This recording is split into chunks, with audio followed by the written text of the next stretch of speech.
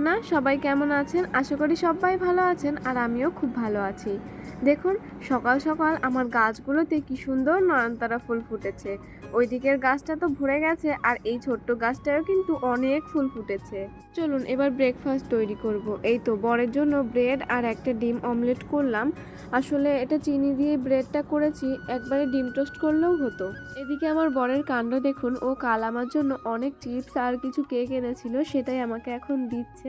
আর ও এখন ডিউটিতে যাবে, রেডি হচ্ছিল, তার মধ্যেই কিন্তু মনে পড়েছে আর বের করে দিল।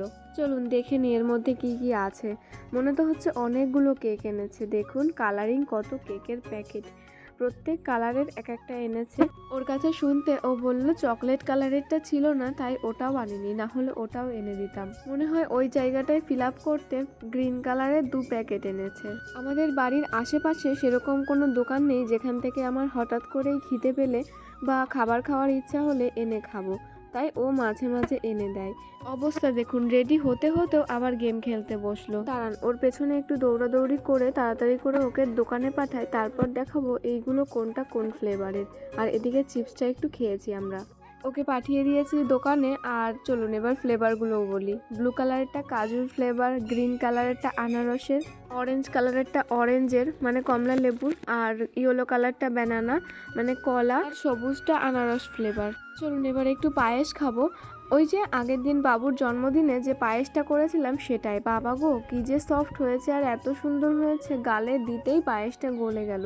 দারুণ টেস্ট হয়েছে, মানে গালে দিতেই গলে গেছে। সেরকম ভাবে আমি পায়েস পছন্দ করি না, তবে এই পায়েসটা খেতে কিন্তু দারুণ টেস্ট হয়েছে। অনেকটা ওই অনুষ্ঠান বাড়ির যে মিষ্টান্নটা দেয় ঠিক ওই রকম হয়েছে, হয়তো তার থেকেও সফট হয়েছে, আমি বলতে পারছি না ভালোভাবে। চলুন আপনাদেরকে একবার দেখাই, ব্যাক ক্যামেরা করছি। এই যে এই দেখুন মিষ্টান্নটা পুরো দুধ দুধ আর এত সুন্দর হয়েছে কি বলবো। এই যে দেখুন, এই বুলেটটা আমি হঠাৎই দেখলাম, কেমন যেন একটা, তাই না? একজনের জায়গায় দুইজন বসার সিট নেই। আমি না ওটা আবার লুকিয়ে লুকিয়ে ভিডিও করেছি আমাদের গেটের ওইখান থেকে। কুকুর এসেছিল, সেটাকে তাড়াতে গিয়ে বুলেটটা দেখলাম আর ভিডিও করে নিলাম। কে জানে ওটা কার বুলেট। এদিকে রান্নার প্রস্তুতি চলছে, দেখতেই পেলেন ডিমগুলো অমলেট করেছি। ওটার একটা ঝোল করব, মানে ডিমের ঝোল। আর এদিকে লাউ শাকগুলো আগের দিন যে বেশি কাটা হয়ে গেছিল, সেগুলো আমি ফ্রিজে রেখে দিয়েছিলাম, সেগুলোই বের করছি, দেখি কি রান্না করি। এ বাবা, সব পড়ে গেল।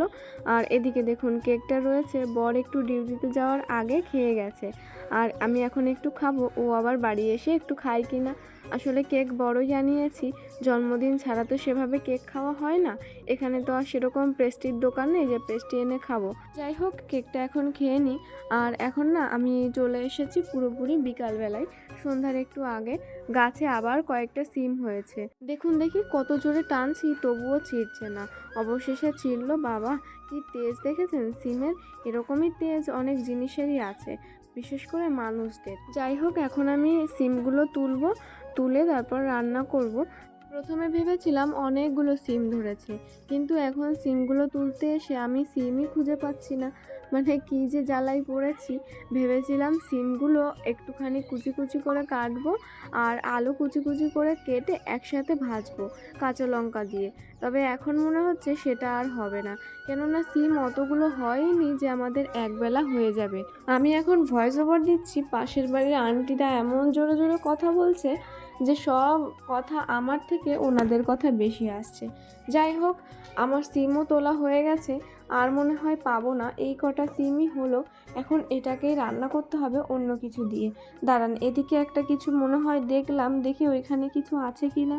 না, দূর থেকে মনে হচ্ছিল সিম, তবে না, কিছুই নেই, ওই পাতাগুলো। ভাবছি এই কটা সিমে আর কি হবে, আলু দিয়ে যদি ভাজাও হয় তবুও আলুই দেখা যাবে, সিমগুলো আর খেতে পাওয়া যাবে না।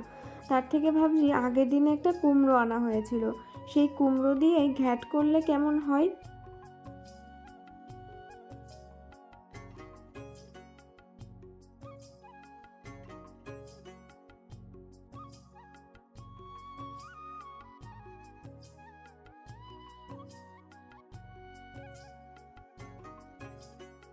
চলুন আপনাদেরকে একবার দেখাই আমার ওই গাঁদা ফুল গাছ, কি সুন্দর বড় হয়ে গেছে, তাই না? তো সুন্দরভাবে বড় হয়ে যাওয়ার একমাত্র কারণ হলো বৃষ্টি। কয়েকদিনে এত সুন্দর বৃষ্টি হয়েছে, ফুল গাছগুলো একদমই বেড়ে গেছে। এই কটা সিম পেয়েছি, এগুলোকে কেটে নিলাম, সাথে একটা আলু আর একটু কুমড়ো কেটেছি। শুধুমাত্র রাতের জন্যই হবে, তার জন্য আর বেশি কাটিনি। বলুন তো, এই যে আমি দুটো জিনিস দেখাচ্ছি, কোনটা আলু আর কোনটা কুমড়ো? দাঁড়ান আমিই বলে দিচ্ছি। ওই লম্বাটা হলো কুমড়ো আর ছোটোটা আলু। যাই হোক, চলুন, তেলও গরম হয়ে গেছে, ভিডিও করতে করতে একটু বেশিই গরম হয়ে গেছে। এখন এগুলোকে ভাজবো। দাঁড়ান ঢেলে দিই, ভাবছি একবারেই ঢেলে দেবো। বাবা, ঢালতে গিয়ে কি অবস্থা! কাণ্ড তো দেখতেই পেলেন। ওটার পরে আর ভিডিও করিনি, তারপর মন দিয়ে রান্নাবান্না করে চলে এসেছি। ফুচকা দেখে আমার আর রাতে ভাত খেতে ইচ্ছা করছে না। সন্ধ্যার একটু আগেই আমি দুপুরের লাঞ্চ করেছিলাম, আজ সেরকমভাবে খিদেও পাইনি।